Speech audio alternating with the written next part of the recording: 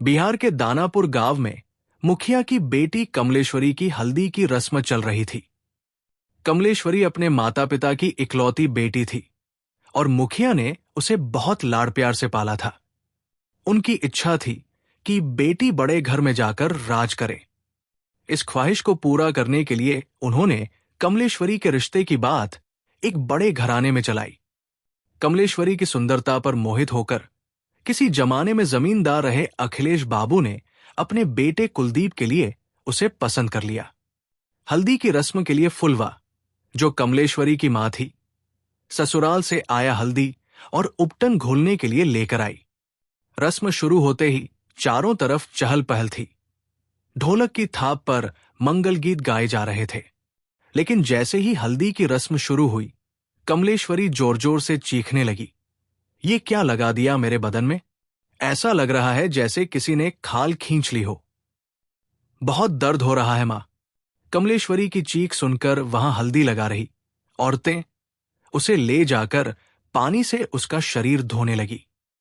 सभी ये देखकर हैरान थे कि जहां जहां हल्दी लगाई गई थी वहां लाल धब्बे हो गए थे। फुलवा रोते हुए कहने लगी, ये क्या हो गया मेरी बेटी को? ऐसा लगता है जैसे किसी ने कांच पीसकर हल्दी में मिला दिया हो। लेकिन कौन करेगा ऐसा काम? 2 दिन बाद कमलेश्वरी की शादी थी और घर में ढेरों मेहमान मौजूद थे। घटना से सभी डर गए थे, लेकिन किसी के पास इस पर विचार करने का समय नहीं था। शादी की तैयारियां पूरी करनी थी। अगले दिन सुबह कमलेश्वरी के ससुराल से शादी का जोड़ा और शगुन आया। फुलवा ने वो जोड़ा संदूक में रख दिया। शाम को जब कमलेश्वरी को तैयार करने का समय आया तो संदूक खोलकर जोड़ा निकाला गया, लेकिन उसमें लाल रंग के जोड़े के साथ काली चूड़ियां भी थी।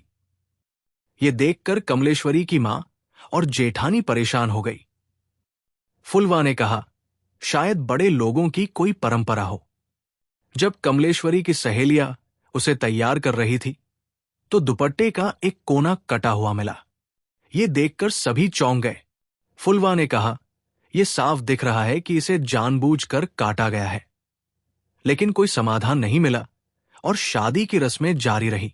जयमाल के समय जब कमलेश्वरी मंडप की ओर जा रही थी, उसके चेहरे के हावभाव बदलने लगे। अचानक उसने अपने बालों को नोचना शुरू कर दिया और जोर जोर से चीखने लगी, मेरे बालों में कुछ है मां। उसकी मां ने बाल खोलकर देखा तो बालों का बड़ा गुच्छा जमीन पर गिर पड़ा।